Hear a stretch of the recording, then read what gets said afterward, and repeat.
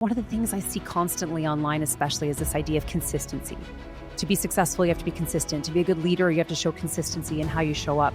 But I think the point that people miss sometimes in that is that you can show up differently, but still be consistent in a different way. Who doesn't want to be a great leader? A leader who's calm under pressure, insightful, respected, well-liked. But what does it take to become a great leader?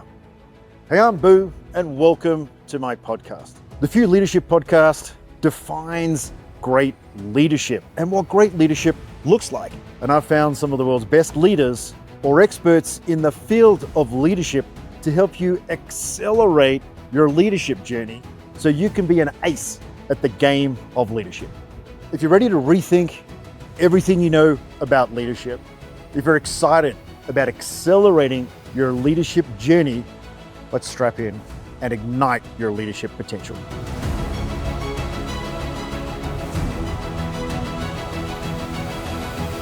Welcome back, folks, to another episode of the Few Leadership Podcast, the speaker series. Very excited today to talk a little bit about wealth, something that leaders tend to forget about. Why? Because you're so damn busy. You got to disconnect from that busy brain and start to get a little bit more thoughtful.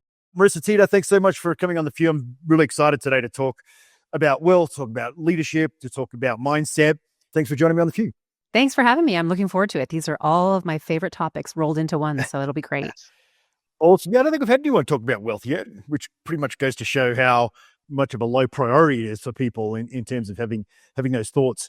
So you do a lot of work in executive coaching, work with an awful lot of leaders. What are you seeing as the biggest challenge out there for leaders at the moment?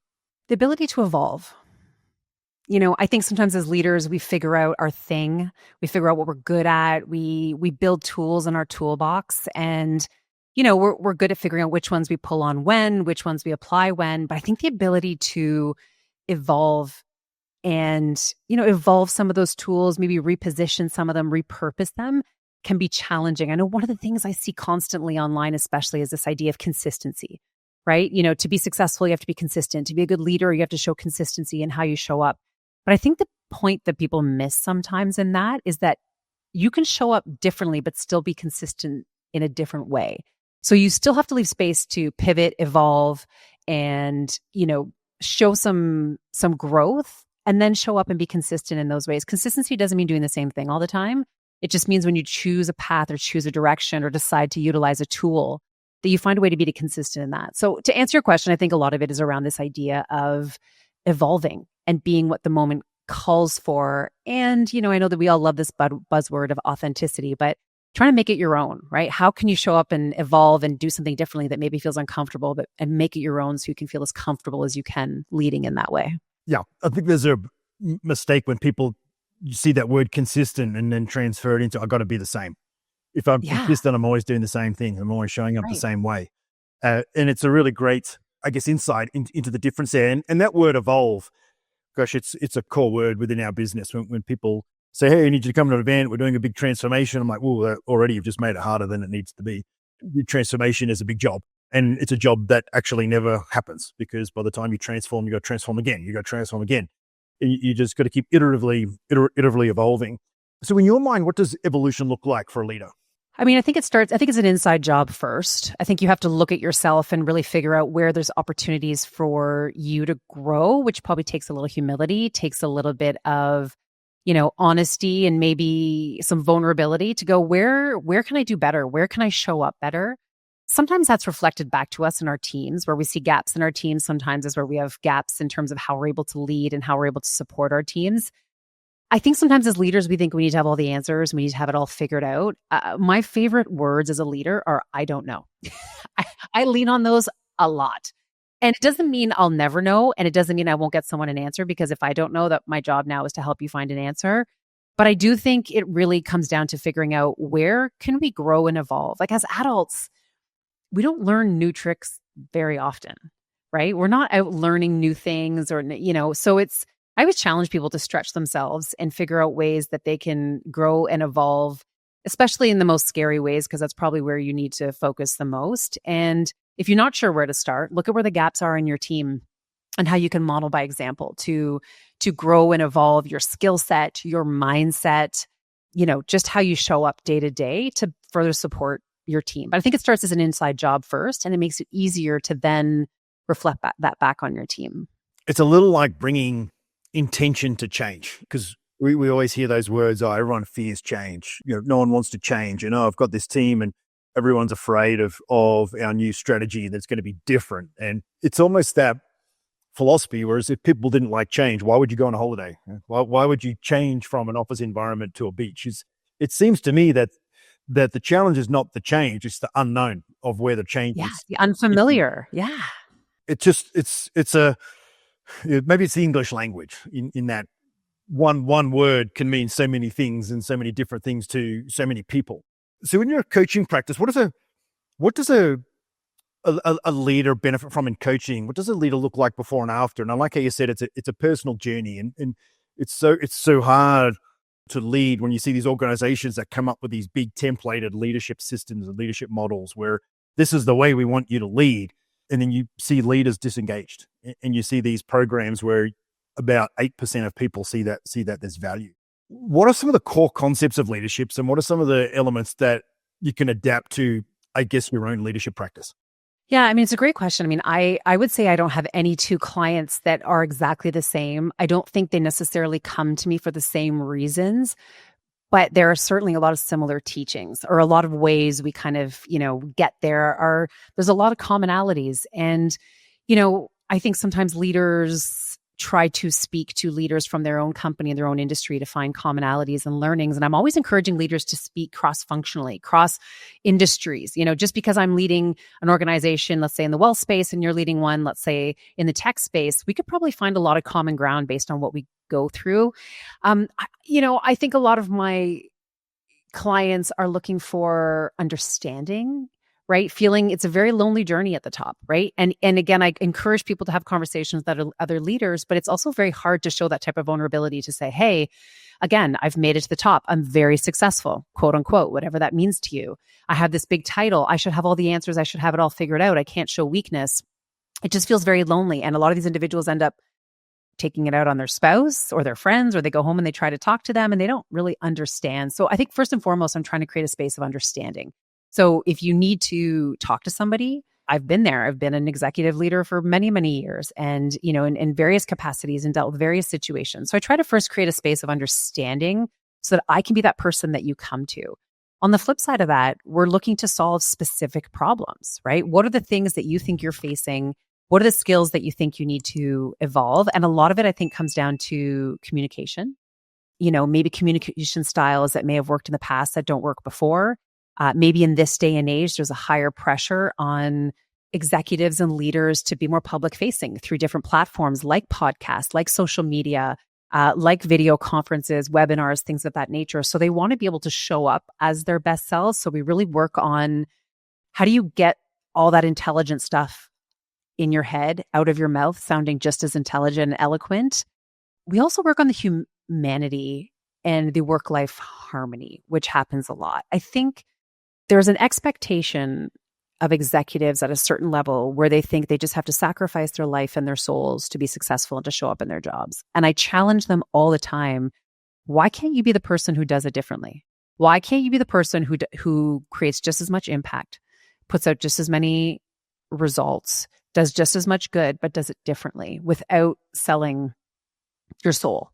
And we try to figure out life habits, which is a big thing. I mean, the closer you get to the top, and I say top in terms of leadership capacity, it could just be top of your own personal career goals or what you've aspired to do. There's a lot of things that tend to fall to the wayside. And then you get there and you go, why does this not feel as satisfying as I thought it would potentially be? And I deal with a lot of that too, or people who should arguably be very happy with their lives who are not. And we have to kind of reverse engineer it, pull it apart and figure out what are all the things you lost track of along the way there that we can rebuild back into your life and reprioritize, which arguably fuels their life, but also fuels their career when you are able to show up as a more full, whole person. So it's a long-winded way of saying I focus on all aspects of my clients' lives. No point of helping them build an amazing business or an amazing career if their personal life is falling apart and vice versa. So it's very multifaceted. It's very customized.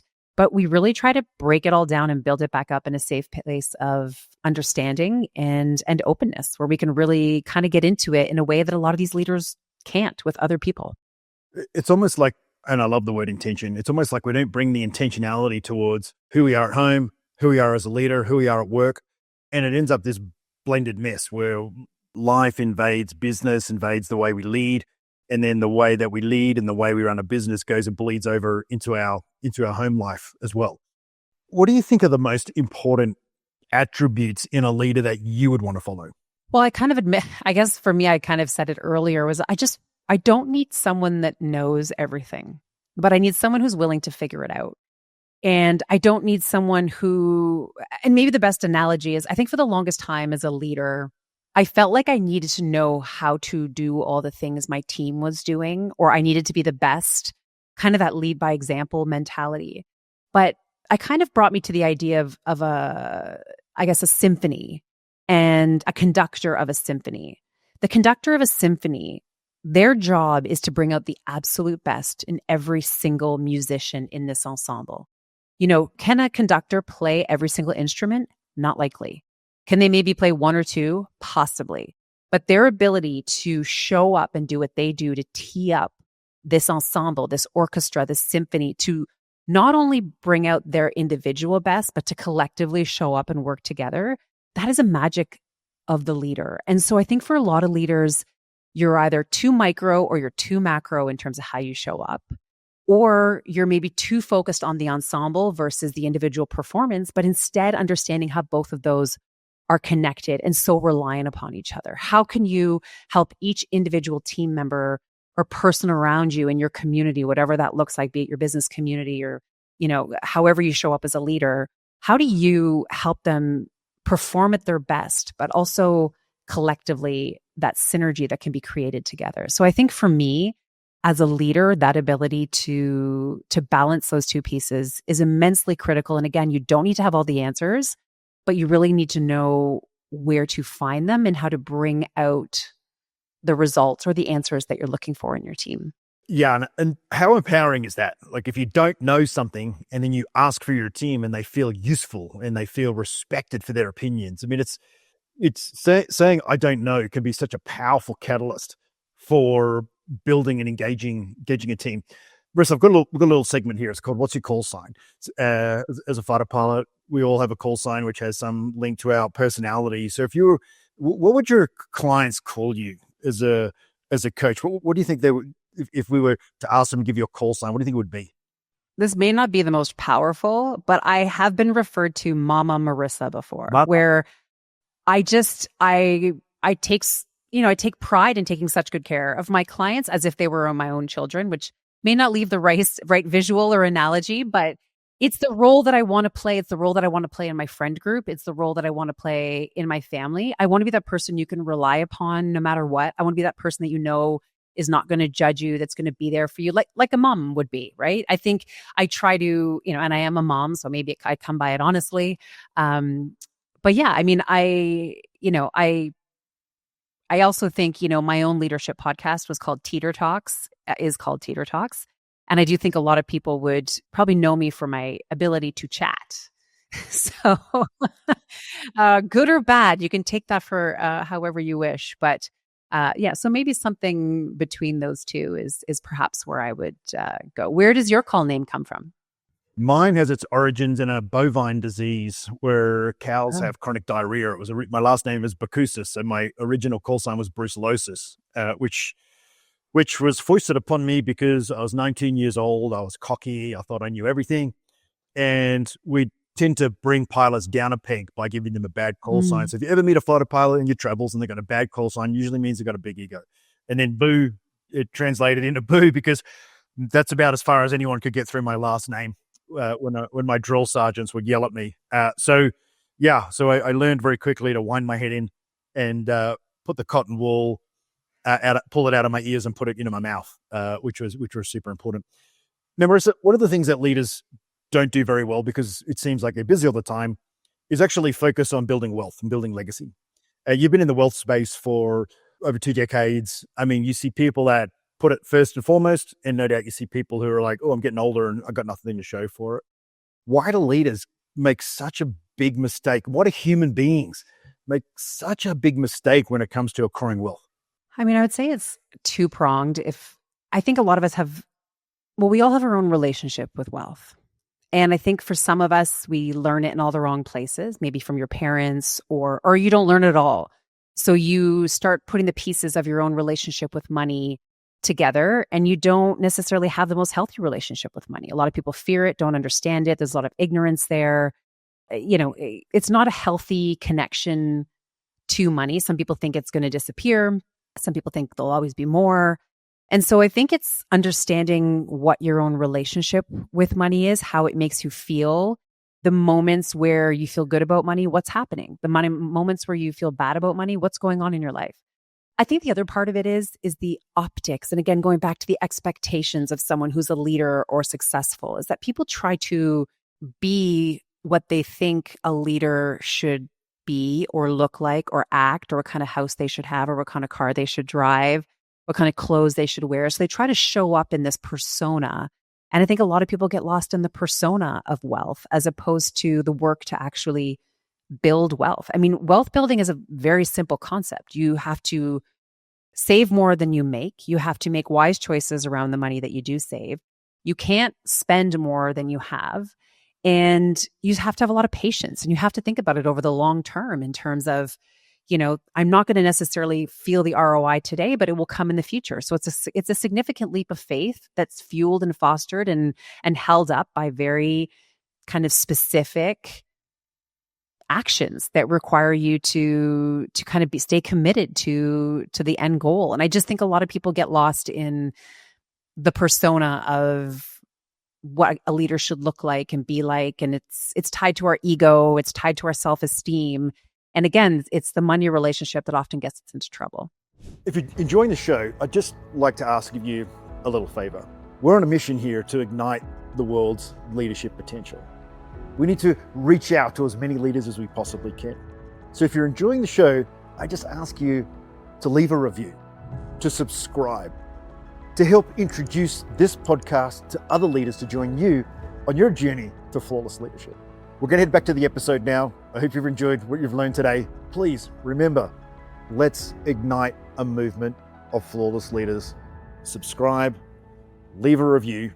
Let's get back to the show. You sort of mentioned it earlier a little bit about, hey, you've got to sacrifice everything and grind to be a successful leader.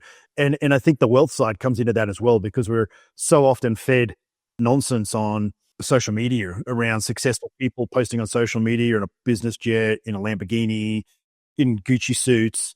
And then they're saying, hey, if you're just going to sacrifice everything and work your ass off, you can have all this stuff that I have. So I feel like we get this subliminal connection, which is, if I work really hard, I've got to have lots of stuff, rather than work really intentional, tuck some away so I can build wealth.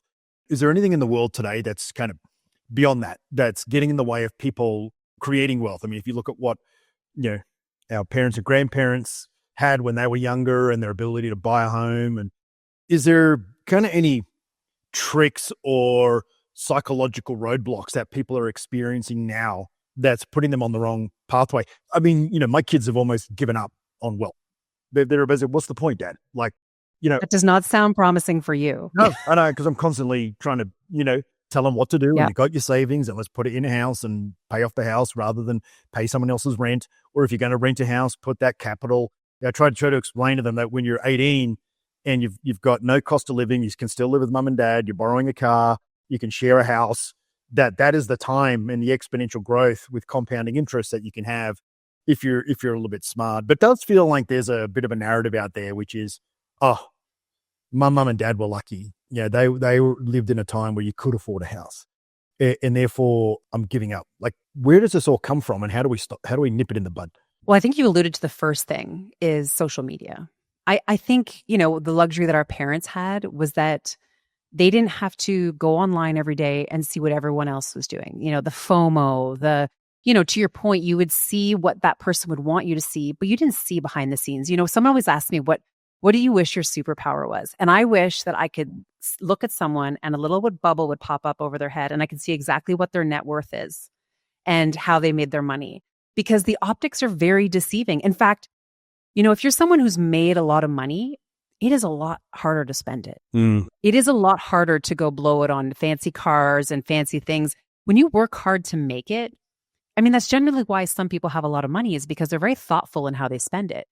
And so I laugh when I see people with all the luxuries in the world, and I think, how much money do you actually have in your bank account, right? Or are you just spending every penny that you have? So I think social media is doing us a little bit of a disservice these days by painting these images without showing everything that's happening behind the scenes or being honest. Is this a sponsored ad? Is this a car that they rented? And I think that's the starting point where this generation wants to start from. So I want to start my lifestyle and my earnings kind of from where I'm taking off from, which is my parents' lifestyle, my parents' earnings, the house that I currently live in. That's my starting point. I don't want to take a step backwards, which all of our parents, we know, took a little bit of a step backwards to ultimately leap forward. I also think that maybe this generation needs to come at wealth a little bit differently. And the one example that always gets used, and you use it, is home ownership. Well, does this generation need to own homes? Could you not rent? I don't know what part of the world all your listeners are in, but there are parts of the world right now where there is a great oversupply in rental stock, where you could rent and you could take all that extra money that you would have typically invested through your mortgage or the cost of taking care of a home, and you invest that money. Because people think homes are an asset, which they can be if you happen to buy at the right time and you happen to sell at the right time. Otherwise, they are a money pit. Any of us who own houses know the cost to run that house. And so I tell people all the time, you can rent and you can still have the luxury of having a beautiful roof over your head. And you could take all that money that you would have typically have spent on your insurance, on your, lawn care, on your home upgrades, et cetera, put that away, invest that. And that will grow for you probably at a greater rate than the value of a house would. Again, a house is only a valuable asset to you if you sell and buy at the right time. But if you want to sell when the markets are down, you're kind of stuck. So I think this generation will have to reposition how they think about their wealth, the type of assets that they want to own. There's a lot more flexibility in terms of, how they can own assets, the type of investments that they have access to. On the flip side, there is a lot more opportunity for investment and for savings and for wealth accumulation today than there ever has been. But you also need discipline. And you need to be patient, and you cannot expect immediate gratification, which is hard. So you have to make a plan. I always encourage people, you have to have either a savings plan or a spending plan. How many people have a budget? Nobody has a budget anymore, but some of the most successful, wealthy people I have still have budgets, or at least have a general sense of what they're doing and have kind of guidelines for how much they're willing to spend on certain things, or this is how much we're going to spend on vacationing this year, or this is how much we're willing to spend on our monthly car payments, et cetera, et cetera. So it's a lot of things, but I think with great parents and with the amount of knowledge on the internet today, if you're trying to research this topic, I think there's hope. Yeah, I think you're right. And you're not the first person that sort of says that home ownership can be a black hole, because inevitably, just when you need to sell your house to recapitalize, it's because you've lost your job, because there's a market downturn, and your home has just followed that downturn as well. So you just end up in a bigger black hole. And I've rented for 30 years because you always get a better house than you can buy, and you've always got free cash. You're not paying property taxes. You're not just propping up society. You can actually have that money working for you. And I showed my daughter the other day. She's 16, and she has about $20,000 in a savings account. And she's about 30 now. She's wonderful. She doesn't spend any money. She's a smart cookie. And one of the things I really want to reinforce in my kids is the concept of compounding interest, and how if you just hold it and you just top it up, like $30K at the start of your life, just don't touch it, top it up a little bit, put it into a fairly balanced portfolio. And by the time you're 50, you're set for life. Like you're going to be good to go. But what is it about? Because, as you lead, you get busier, right? If you're not careful. I mean, as you lead, you might be a gun salesperson making loads of commission, and all of a sudden it's like, hey, we want you to go and run a team of 10 because we want to take the magic of what you do and duplicate it amongst 10 people. And then that poor old leader just ends up doing 10 times the amount of work, right? So how do you disconnect from that? How do you make that paradigm shift from doer to leader? Well, it's funny because you and I kind of talked about this off camera, but this idea of there's how many people that are running businesses out there that are not making any money and can't figure out why. And again, I think this goes back to that tricky balance between doing what needs to be done yourself and what are the highest impact activities as a leader that only you can do or you're the best suited person to do. And then what else can you outsource? What kind of costs can you bear to cover other activities that you could do, but someone else can probably do it better and at a lower cost? It's a tricky thing to balance. And I would say a lot of people starting businesses or running or new to roles within organizations, there is sometimes an inclination to take on a lot of costs to fix a lot of problems, which is almost the reverse issue. You start paying for all these things, you create all these line items when you probably could have looked at the business differently, rolled up your sleeves, and probably solved for a few of those. Where on the flip side, to your point, you have some leaders who are doing way too much and doing jobs they could be paying someone, $15 an hour to do. It's really sitting down and figuring out where your time is spent and what expenses you're incurring. I think in this day and age, especially for small business owners, as an example, you take on a lot of reoccurring costs, right? These subscriptions, right? I use this platform and this service, and I hire this person to do this. And sometimes there's so much duplication, but you're so busy in the business, you're not thinking about on the business. So you've spent all this money to, pay for all these things to make sure the business runs smoothly. But you need to do a regular audit of your expenses and your subscriptions and where your money's being sent, even the right bodies. Like you hire people, you've got this great team, you're running a great company. How often are you auditing your organization, regardless of its size, to make sure you have the right roles and the right people? And some people may say that sounds harsh, but again, this goes back to this idea of evolving. As a leader, we have to evolve, but so too do our teams and their skill sets and the type of roles that are required in an organization. And so, you're constantly needing to evolve where your costs, where your money's being spent. Are you spending too much on things that you could be doing yourself or repositioning by restructuring and auditing your team and your costs? Or are you not doing enough where you are, you could be rolling up your sleeves a little bit more and in taking on some of these costs that you've decided to outsource really quickly? People say to me all the time, oh, are you going to hire this type of person, that type of person? Well, that all depends. When I cross the appropriate threshold, then I'll invest in that type of cost or expense for my business. But I think as leaders, it's so easy sometimes to plug a leak with an expense, and I think we do that on a personal level. So think about a leader as an executive or running an organization, running a business. You probably are spending a little bit more to make your life easier, spending money on extra costs and things to support your life. So eating out more, someone cleaning your house, maybe taking care of it. So you start to incur all these costs.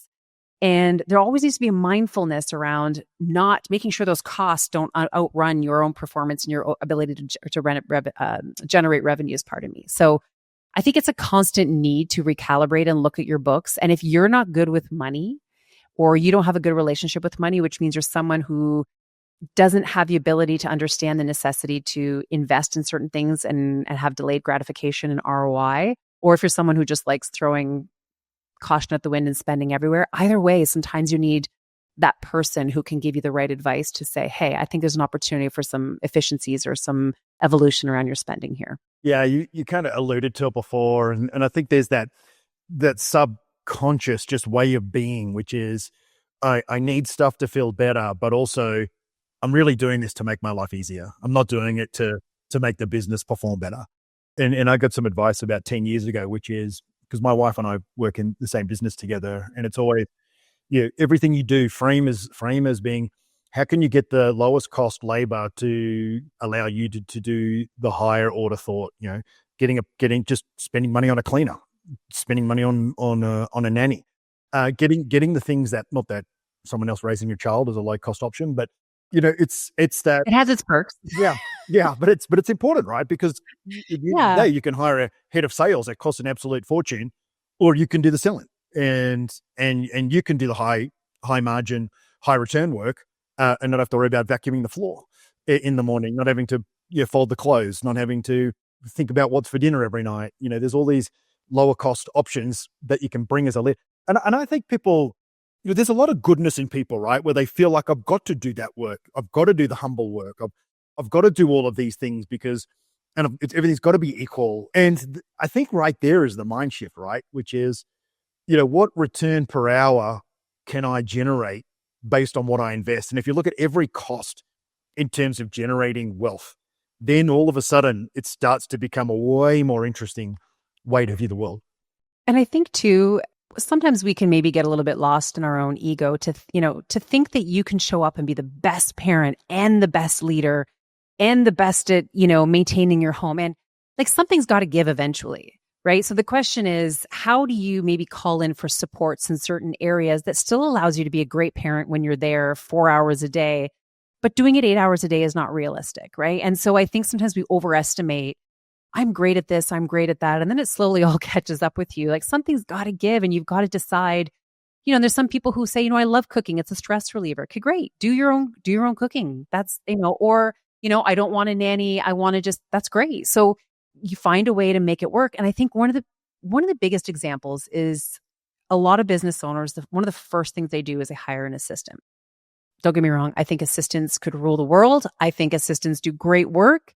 But I think sometimes, they really think of an assistant in really the most traditional sense, as opposed to who is this ideal right-hand sidekick person that could really complement me in the most valuable ways to kickstart my business. So you can call them your assistant, you can call them your office manager, you can call them your whatever you want to call them. I get that you need that first hire, but can you think more strategically about all the tasks that would be incredibly helpful to you to tee you up to be more successful and perform better in your day-to-day? And it may not be an assistant. It may be, a marketing coordinator, especially in this day and age, all the digital marketing and all the stuff that we need to do. Maybe your first hire is not an assistant, or perhaps it's not an assistant in traditional sense. And to be honest with you, assistants these days have come a long way in terms of their skill set, what they bring to the table.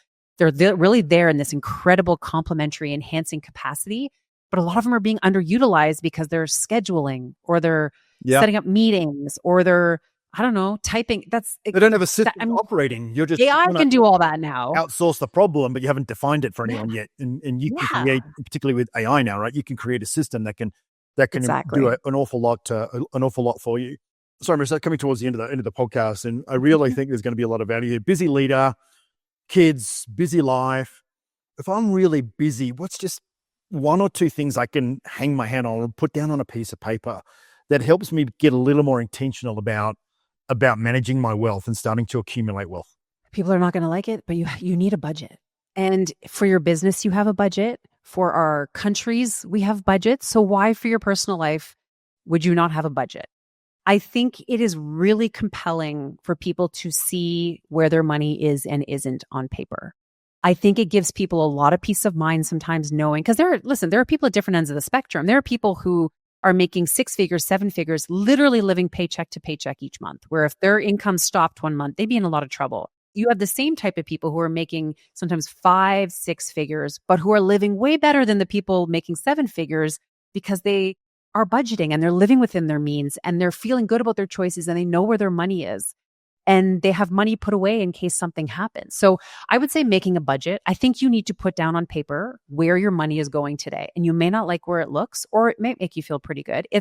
Most credit card companies these days have somewhere in your online portal a summary or a pie chart to show you where your money goes. Meals and entertainment, shopping, travel, and sometimes it gets a little more granular. You need to see where your money goes. And this sounds like this is investing or finances 101. But I get asked all the time for investment advice, stock picks, unique investment opportunities, something with a great return, cash flow, tax efficiency. And then I ask people how much money they have to invest. And I say, you will never get access to great investments if you have less than $250,000, $500,000 to invest.